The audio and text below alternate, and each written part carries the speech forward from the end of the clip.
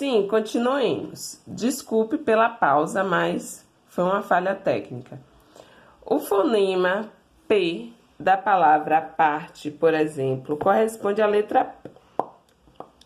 Já o fonema S de sendo e assiste corresponde na primeira palavra à letra S e na segunda às letras SS. Ou seja, aqui é a explicação do que eu disse antes a respeito do poema, certo? Ou seja, para a gente finalizar o que eu estava dizendo anteriormente no outro vídeo.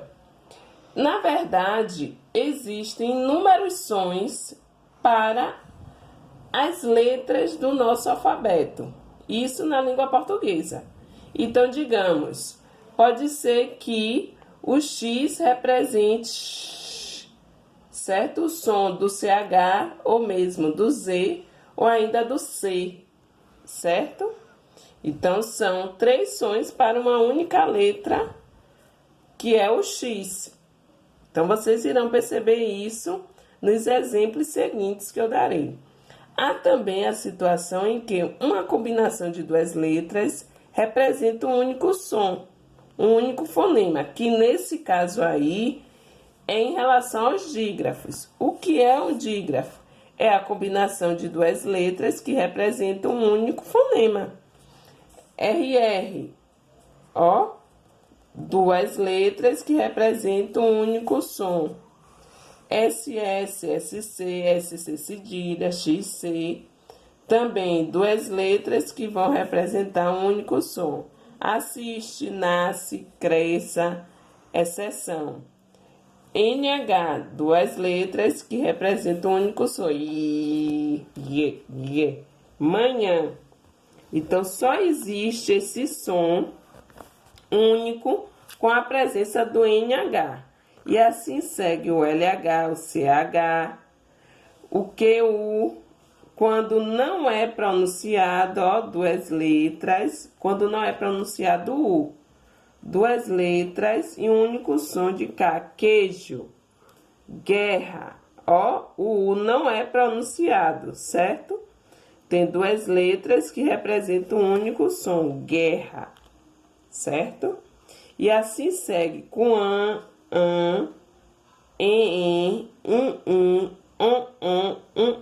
também representa um único fonema, desculpe. Ampola, tempo, fim, compra, bumbo, certo? Na página 187, falaremos um pouco sobre encontro consonantal.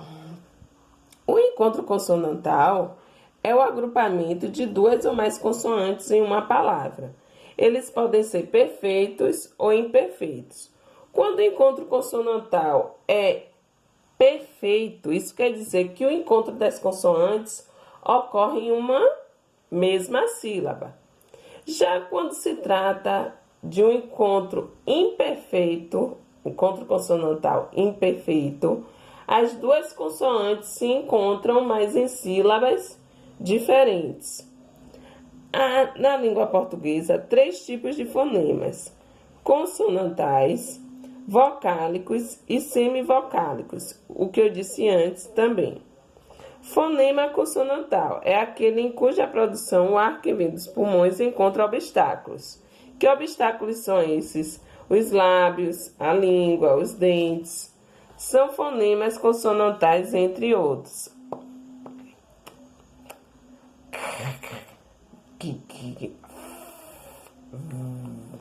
São os sons que eu emiti, hein, gente? Fonema vocálico é aquele em cuja produção o ar que vem dos pulmões passa livremente pela boca. São os sons vocálicos que eu também comentei antes. Fonema semivocálico é aquele que é produzido como vogal, porém apresenta baixa intensidade como as consoantes, ou seja, quando as vogais são emitidas, os sons vocálicos das vogais, certo? Passam livremente e são com grande intensidade. No caso das semivogais, não.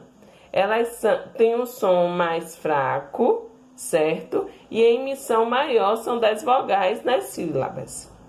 E o mesmo acontece com as consoantes. Os sons das consoantes também são mais fracos que os das vogais. Na palavra sai, por exemplo, temos a consoante S e as vogais A e I. Enquanto em sai temos a consoante S, a vogal A e a semivogal I. Todas com barras, certo? As representações, porque não são letras, são sons. A vogal pode constituir sílaba sozinha, como na palavra amor. Já a semivogal, por ter baixa intensidade, não pode constituir sílaba sozinha. Por isso, ela se junta a uma vogal para formar sílaba, como em feito e água.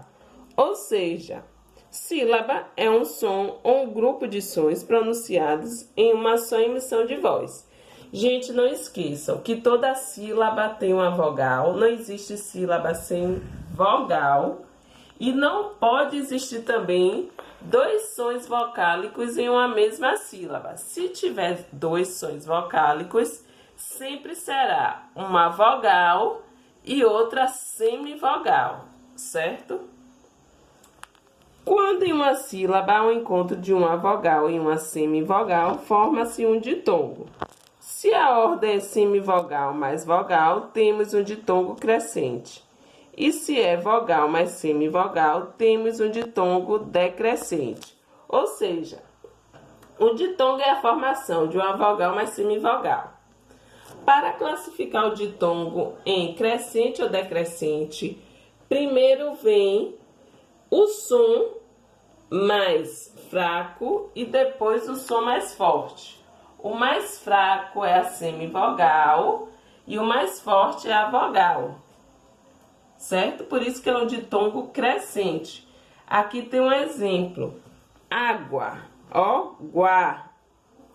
Primeiro o U, que é uma semivogal,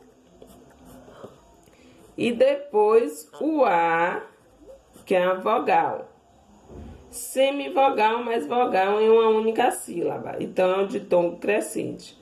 Quando se trata de um ditongo decrescente, a ordem é essa. Primeiro vem a vogal na sílaba e depois a semivogal, certo? Para marcar, primeiro, o som com grande intensidade mais forte do A, que é a vogal, e depois da semivogal, o U, que tem um som menos intenso, certo? Mais fraco. Então, ó, mal, vogal, mais semivogal, U, certo? Quando uma vogal se junta a duas semivogais, temos um tritongo.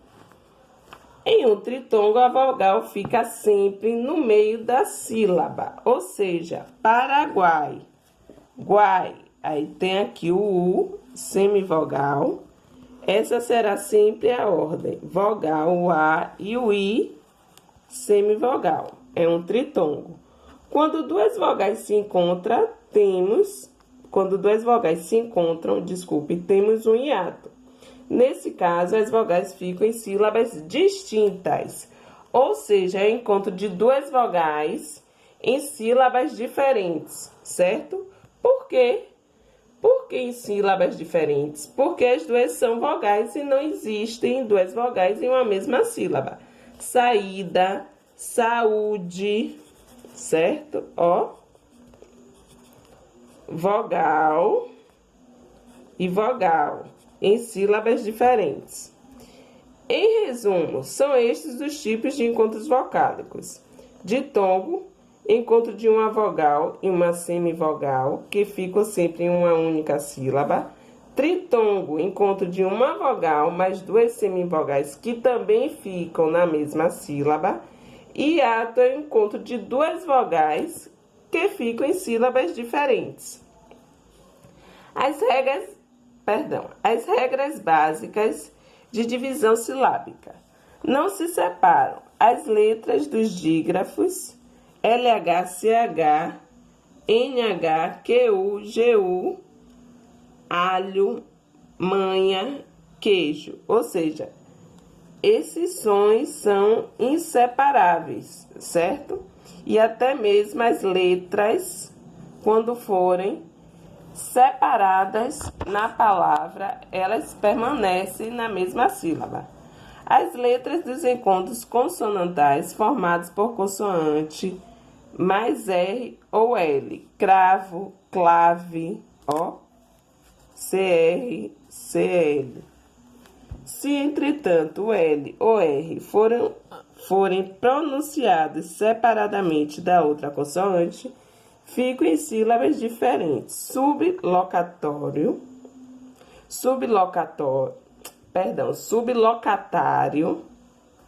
sublinhar, ó, sublinhar.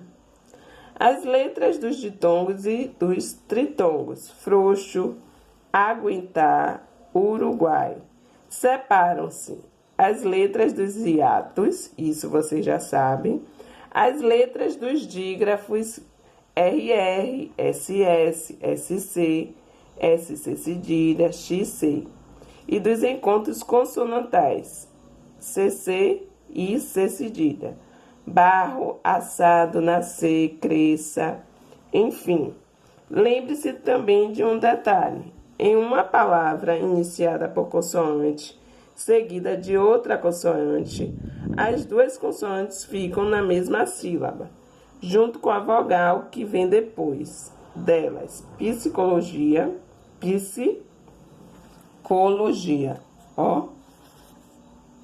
Inicialmente, quando se tem o encontro de duas consoantes na sílaba inicial, não se separa. Pneu também não se separa, certo? No interior de uma palavra, se houver duas consoantes seguidas, cada letra deve ficar em uma sílaba diferente. Apto, apto, acne, acne, certo?